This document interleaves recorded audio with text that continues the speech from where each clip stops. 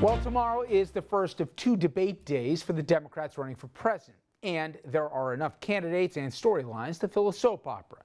Let's start with frontrunner Joe Biden. A whole lot of questions. Can he withstand the attacks he surely will face? Are his positions still in line with a very angry Democratic electorate? And will he perform like a man most able to take on Donald Trump if he gets through the primaries? Now, for the other candidates in the top tier, can they make an impression and get a boost in the polls? Will Warren or Sanders take the lead among the progressives? Can Harris or Buttigieg break through even more? Then, there are the candidates we thought would be doing a whole lot better than the polls reflect right now. Will Booker or Klobuchar actually have a moment with voters? Can Gillibrand or O'Rourke reverse those lagging numbers? And for the 1%ers, the longest of long shots, will tomorrow be their Mayor Pete moment, making them actually relevant in the race, or will tomorrow actually be the beginning of the end of their campaign? Well, for that and more, let's turn to Laurie Watkins. Laurie's a Democratic strategist. She worked on both Obama campaigns and served in the Obama administration as well, and she knows the key state of Florida all too well. Laurie, thank you for a few. I appreciate it. Thank you for having me, Richard. Are we overhyping the relevancy or importance of the next couple days in the debate stage? It is, after all, only June, or for many, could this be the beginning of the end? I think we're just getting started. For some folks, it might be the beginning of the end, but tomorrow and Thursday will be, it's like the Super Bowl of politics, okay? We're getting started with the first debates. This will unfortunately weed some folks out, but the debates are critical. They have been preparing. Hopefully these candidates have been preparing. And there are no times for warm-ups, okay? There's no warm-up. It's game day tomorrow. They've got to get in there. They've got to show meat on the bones, provide that to voters. They've got to be clear, quick, concise, and most importantly, they've got to be real. To that end, Biden, almost everyone I talk to is, they're like, I just want somebody to beat Trump. I just want to win. Is that really what the electorate wants, or do Democrats sometimes make a miscalculation that the loudest voices in the Twitterverse do not speak for the broader electorate who just wants an electable candidate? Who should the Biden camp be listening to most here? So the Biden camp has made some improvements. And one thing I will say, the Joe Biden that I know and that I have worked with was the Joe Biden that showed up in South Carolina last weekend. Joe Biden went to Congressman James Clyburn's fish fry, along with many other candidates, but he was the last candidate to leave that evening. This guy can stay there till 11:30 midnight, shaking hands, doing what he needs to engage and connect with voters. And that is what Joe Biden is so good at, is connecting with voters. I thought a month or so ago that Elizabeth Warren was done. I thought a lot self-inflicted problems. I also didn't think this was the right window for her, given everything else.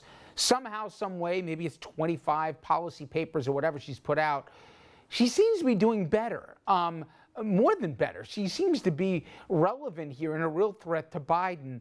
Are you buying this or not? I am seeing strong gains out of the Warren campaign. Every week she's putting more numbers on the board. She's climbing higher and higher. And the person that I really feel that she is just pulling votes away from is Senator Sanders.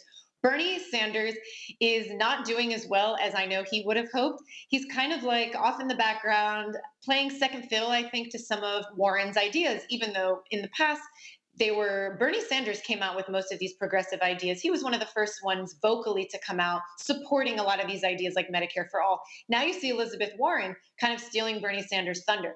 And I think that is who she is directly going after, are those folks that have been supporting her, and she is scooping them up week by week. So it will be really interesting to see her take the stage and see what she presents to the American people in those bite-sized tidbits that I was telling you about, taking those 25, 30 policy papers that she has, whittling them down into bite-sized nuggets that are palatable to the American voter, and that shows that she is the authentic Elizabeth Warren that everyone has been seeing over the last few months on the trail.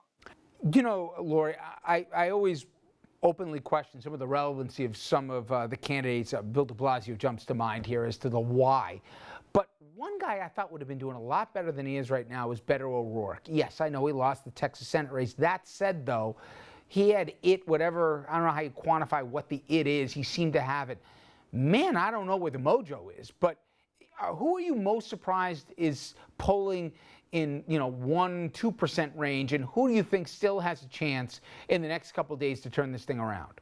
So someone that I am looking at really closely with a fine lens is Tim Ryan from the Rust Belt area of Youngstown, Ohio. He has been coming out the gate with clear, concise policy positions. He represents an area of the country that has felt neglected, that has felt underserved for a long time. If he can communicate again in those bite-sized messages, whittling down all of that policy into those bite-sized pieces, I think that he will be able to deliver a fantastic performance, really showcasing who he is, and kind of come out of the gate and show that he's a horse that needs to be along in this front field.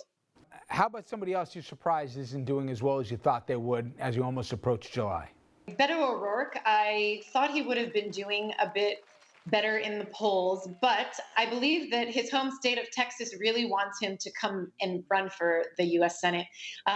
It seems like polling is really high for him in his state. It's something that he should consider. When people are asking you to do something, again, an overwhelming population that you narrowly lost the last time against a sitting incumbent GOP member of the Senate. I think he can do it. I think he needs to consider it. Now, you've been involved in strategy on campaigns. Please tell me you don't want somebody on the stage, and I'm talking to you, Cory Booker, talk about I am Spartacus here. Is that the way on these crowded things somebody's got to break through by, standing when everyone else is sitting or saying some, clip they hope becomes a soundbite on the morning news? How do you break through the clutter, frankly, on such a crowded stage? Be authentic, be real. That is my advice to all of these candidates is your policy positions, your feelings on how you would vote, what you would do your first 100 days in office. Of course, communicate that, but do it in a way that shows the American public the real you. I think that's what America will fall in love with either tomorrow or Thursday night, are those folks who can be real, be authentic, and show that to the American people. Well, we're going to find out soon enough. I certainly appreciate a couple, Laurie. Thank you. Thank you.